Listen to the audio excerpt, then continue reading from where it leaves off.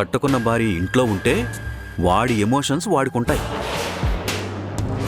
మామూలుగా నందూకుండే కోపం వేరు, పెళ్ళాం మీదుండే ఎమోషన్స్ వేరు. ఇది వాడికి తెలియకుండానే పెళ్ళాం వైపు మొగ్గు చూపుతున్నాడు అనిపిస్తుంది. అది కూడా చిన్నదేం కాదు దేవకి. చూడ్డానికి అలా ఉందే గాని చాలా గట్టిదే. నందు దగ్గర అమ్మ ప్రేమ నువ్వెలా నటిస్తున్నావో నీ దగ్గర అది కూడా కోడలి ప్రేమ నటిస్తుంది అనిపిస్తుంది. లేకపోతే ఇంతకాలం అణిగిమణిగి ఉన్న అమ్మాయి ఈ రోజు నిన్నే దెప్పి పొడుస్తుందా?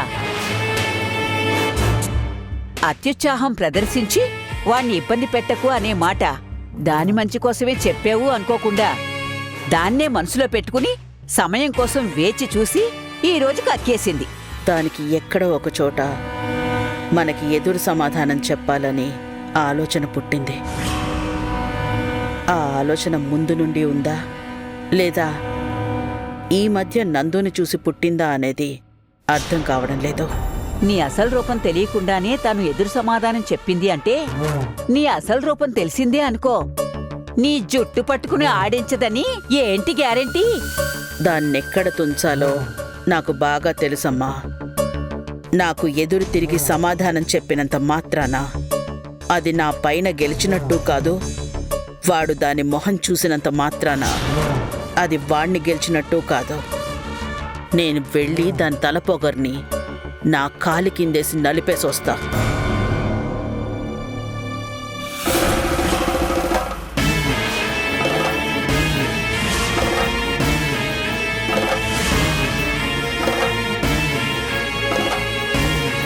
అక్కడే నుంచున్నారేంటత్తా? రండి. మర్యాద ఎందుకులేమ్మా, పొద్దున్నే నాకున్న మర్యాదంతా పోయింది కదా. ఏంటత్తా అలా అంటున్నారు? దేని గురించి మాట్లాడుతున్నారు మీరు? దేని గురించో నీకు తెలీదా మధు?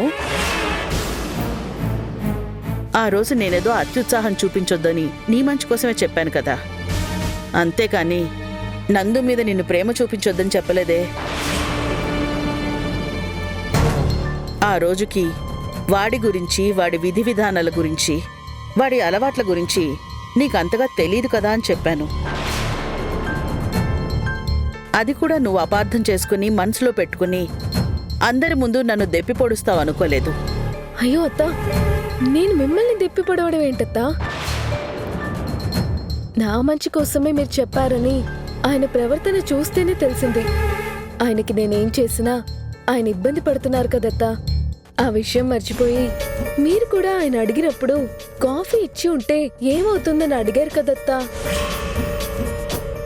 అందుకే మీరు ఆ రోజు చెప్పిన మాటని మీకు గుర్తు చేశాను. అంతేకాని నేనేదో మనసులో పెట్టుకొని చేసింది కాదత్తా. చాలా క్యాజువల్గా అన్నానంతే. మీరింత హర్ట్ అవుతారని నేను అస్సలు అనుకోలేదత్తా. నేను మామూలుగా అన్న మాటల్ని మీరు పొరపాటుగా అర్థం చేసుకుంటున్నారత్తా. ఓహో, నువ్వు మాట్లాడిన దాంట్లో పొరపాటు లేదు, నేను తీసుకున్న దాంట్లోనే పొరపాటుంది అంటావు. అయితే నాదే పొరపాట్లే మధు. మీరు బాగా ఫీల్ అయినట్టున్నారు. నాదే పొరపాటు అనుకోండత్తా. నన్ను క్షమించండి. బాధేస్తుందమ్మా. నువ్వు ఈ ఇంట్లో అడుగు పెట్టిన దగ్గర నుంచి నేనెప్పుడూ ఈ ఇంటి కోడలుగా చూడలేదమ్మా. ఈ ఇంటి కూతురుగానే చూశాను. ఆ విషయం నీకు కూడా చాలాసార్లు చెప్పాను కదా మధు. అవునత్తా. ఇప్పుడు ఏమైందత్తా?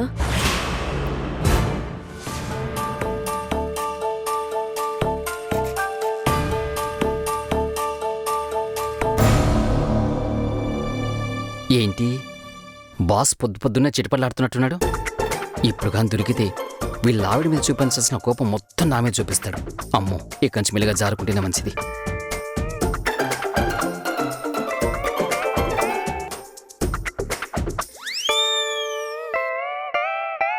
Very good morning sir. ఇలా రారా నువ్వు. ఏమైంది సార్? రమ్మంటుంటే రాకుండా ఏంట్రా నువ్వు? అమ్మో, ఈ ఎలుక మీదకి ఏనుగు వస్తున్నట్టుంది. తొక్కి పడేస్తాడేమో.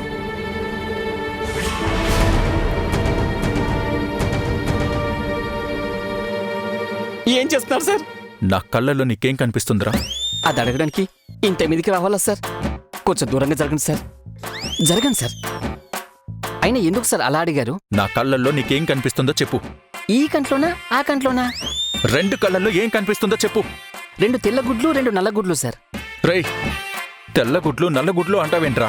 నా కళ్ళల్లో నిజాయితీ కనిపించట్లేదా? నిజాయితీనా? మీరు చాలా ఎక్స్పెక్టేషన్స్ పెట్టుకున్నారు సార్. మీవి డెడ్ ఐస్ సార్. అవి ఎలాంటి భావాలు పలకవు. మీకు పిఏగా ఉన్న పాపానికి ఏదో నేను అడ్జస్ట్ అవుతున్నాను సార్, అంతే. నువ్వు కూడా అలాగే అంటావేంట్రా?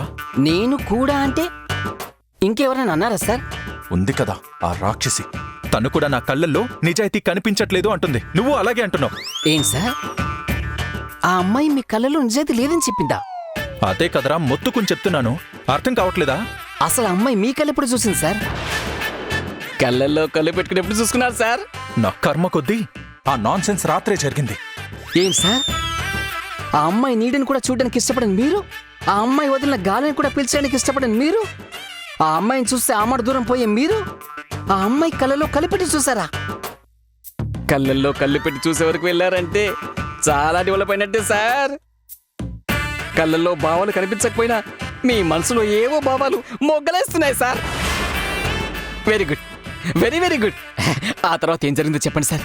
వేరే గుడ్డు లేదు, గాడిద గుడ్డు లేదు. నా ప్రాణానికి అగ్రిమెంట్ ఒకటి ఏడ్చింది కదా, దానికోసం ఎలా అయినా ఆ అమ్మాయిని ఒప్పించి నా గదికి షిఫ్ట్ చేయించాలి అనుకున్నాను. నా సెల్ఫ్ రెస్పెక్ట్ని కూడా పక్కన పెట్టి వెళ్ళి పిలిస్తే అసలు నా మొహం కూడా చూడని వాడితో నేనెందుకు కలిసి బతకాలి అని అడిగింది. బానే అడిగింది కదా సార్.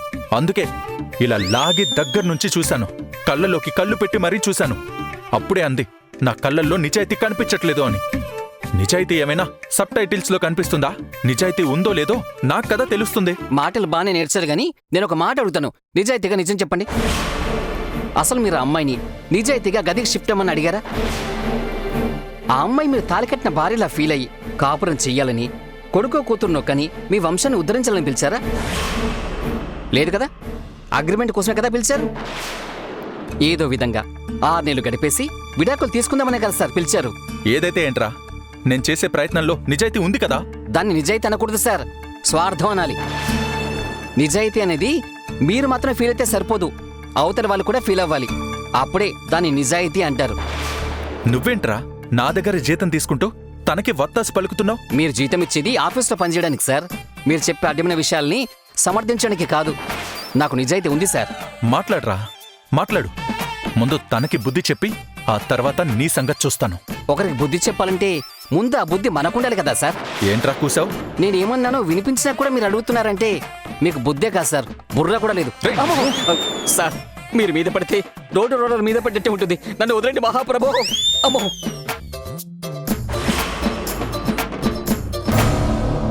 చచ్చా, పట్టేదేదో డబ్బున్న అమ్మాయిని పట్టున్నా పోయేది, పోయి దీన్ని పట్టాడు. పోతే పోనీలే, ఏదో ఉద్యోగం సద్యోగం చేస్తా ఉంది, 50,000 60,000 సంపాదిస్తుంది కదా అని సరే అంటే, అది ఇప్పుడు ఆ పెద్ద ఉద్యోగం వదిలేసి ఏదో పనికి మాలిన ఉద్యోగానికి, చిన్న ఉద్యోగానికి వెళ్తుంది.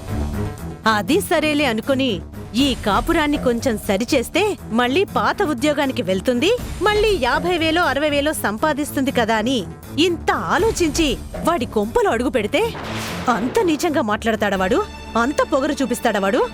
ఏమంటున్నావమ్మా నువ్వు? నీ మామగారింటికి వెళ్ళొస్తున్నాను. అసలు ఎవరెళ్ళమన్నారు నిన్ను?